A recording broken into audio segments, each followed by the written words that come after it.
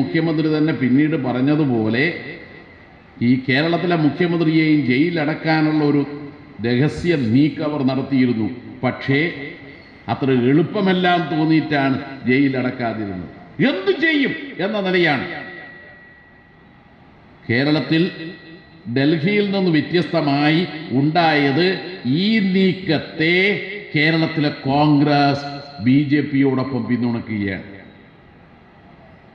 ഇല്ലാത്തൊരു കാര്യത്തിന്മേൽ ഡൽഹി മുഖ്യമന്ത്രിയെ കേസിൽ പ്രതിയാക്കിയതുപോലെ ഇല്ലാത്തൊരു കാര്യത്തിന്മേൽ മദ്യനയ കേസ് അഥവാ ബാർ കോഴ എന്ന ആക്ഷേപം ഉന്നയിക്കുകയാണ്.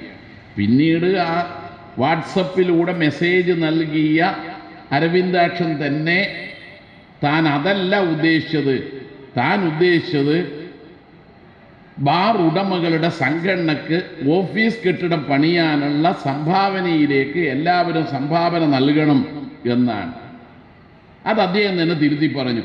അദ്ദേഹം ഏത് ബാർ ഉടമയിൽ നിന്നാണോ ഫണ്ട് കിട്ടിയതായി പറഞ്ഞത് ആ ബാർ ഉടമ പറഞ്ഞു ഞാൻ ഒരു നയാ പൈസയും കൊടുത്തിട്ടുമില്ല. നോക്കണം നിങ്ങൾ. പിന്നെ എന്ത് മദ്യനയ, പിന്നെ എന്ത് ബാർ കോഴയ? പിന്നെ തെളിവുകളാകെ ഫയലിൻ്റെ അടിസ്ഥാനത്തിൽ രാജേഷ് പറഞ്ഞപ്പോൾ ഒരു കാര്യം ബോധ്യമായി. മദ്യ മുതലാളിമാരെ സഹായിക്കുന്ന എല്ലാ നയവും UDF ഭരിക്കുമ്പോഴാണ് പ്രഖ്യാപിച്ചത്. സോഷ്യൽ മീഡിയ ഉപയോഗിച്ചുകൊണ്ട് എന്ത് നുണയും പ്രചരിപ്പിക്കാം എന്ന പുതിയ കാലത്തിനനുസരിച്ച നിലപാടാണ് കോൺഗ്രസ്സുകാരും ലീഗുകാരും ഇവിടെ സ്വീകരിക്കുന്നത്. അത് വിശ്വസിച്ചു പോകുന്ന നമ്മുടെ നാട്ടിലെ സാധാരണക്കാരും പ്രത്യേകിച്ച് ചെറുപ്പക്കാർ സോഷ്യൽ മീഡിയ മാത്രം നോക്കി നിൽക്കുന്ന ഒരു ശീലം നമ്മുടെ ചെറുപ്പക്കാരിൽ വ്യാപകമായി വന്നുകൊണ്ടിരിക്കുന്നതിൻ്റെ ദുരന്തം ഇക്കഴിഞ്ഞ തെരഞ്ഞെടുപ്പ് വേളയിൽ ഈ ഇടതുപക്ഷത്തിനെതിരായി ചിന്തിക്കാൻ ഇടയാക്കിയിട്ടുണ്ട്. കേരളത്തിൽ ഏറ്റവും കൂടുതൽ അധിക്ഷേപത്തിന് ഇരയായ ഒരാളല്ലേ ശൈലജ ടീച്ചർ? ഏറ്റവും കൂടുതൽ അധിക്ഷേപം, അതിനെല്ലാം നേതൃത്വം കൊടുത്തത് സോഷ്യൽ മീഡിയ സംവിധാനമല്ലേ? എങ്ങനെയാ സോഷ്യൽ മീഡിയയിലൂടെ ഇത് ചെയ്യുന്നത്? നമ്മുടെ പാർട്ടി പ്രവർത്തകന്മാരും ഇടതുപക്ഷ പ്രസ്ഥാനത്തോട് കൂറുള്ളവരും ഒരു കാര്യം ഓർക്കണം, മനസ്സിലാക്കണം. അത് മറ്റൊന്നുമല്ല, ഇടതുപക്ഷമെന്ന് നമ്മൾ കരുതുന്ന സോഷ്യൽ മീഡിയയിലെ പല ഗ്രൂപ്പുകളെയും വിലക്ക് വാങ്ങുകയാണ്. ചെങ്കോട്ട, ചെങ്കതിർ, പോരാളി ഷാജി, ഇതൊക്കെ നമ്മൾ ഇതിൽ കാണുമ്പോൾ നമ്മൾ നിത്യേന ഇത് കണ്ടിട്ട് അതിൽ കുറേയേറെ ഇടതുപക്ഷത്തിന് അനുകൂലമായി കാണുമ്പോൾ നമ്മൾ അതിനെ തന്നെ ആശ്രയിക്കും. പക്ഷെ ഇപ്പൊ കാണുന്ന പ്രവണത അത്തരം ഗ്രൂപ്പുകൾ വിലക്ക് വാങ്ങുകയാണ്. അത്തരം ഗ്രൂപ്പിൻ്റെ അഡ്മിന്മാരായി പ്രവർത്തിക്കുന്നവർ, ചിലപ്പോൾ ഒരാൾ മാത്രമാവാം അഡ്മിൻ, ആ അഡ്മിനെ വിലക്ക് വാങ്ങുകയാണ്.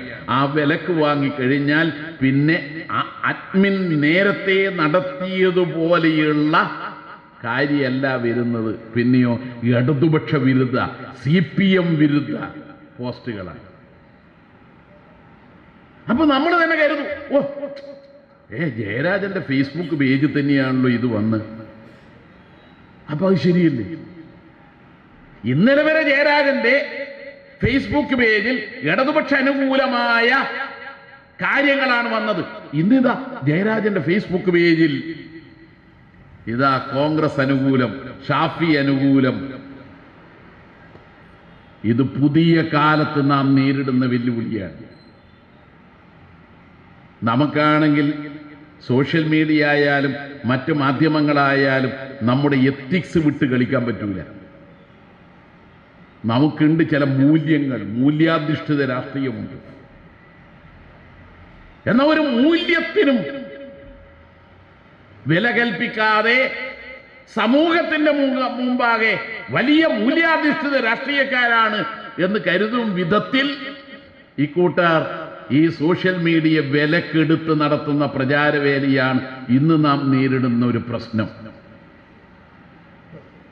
സോഷ്യൽ മീഡിയയിലൂടെ ഹർത്താൽ നടത്തിയ നാടായി നാട് കേട്ടാണ്.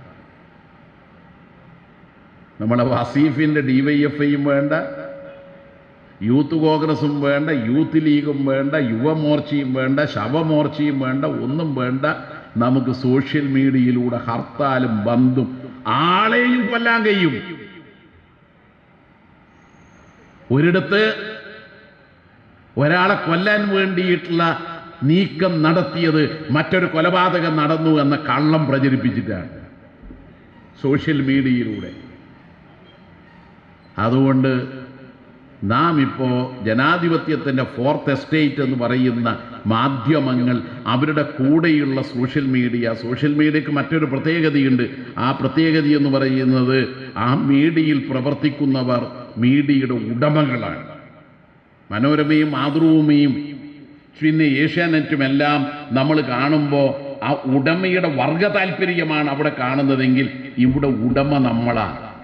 ഉടമ നമ്മളായതുകൊണ്ട് നല്ലതേ വരൂ എന്നാണ് നമ്മൾ കരുതുന്നത്. പക്ഷേ ഉടമ നമ്മളായപ്പോൾ വരുന്ന ആപത്ത് ഉടമയുടെ ഇംഗിതമനുസരിച്ച് അതിനെ നയിക്കാൻ കഴിയും.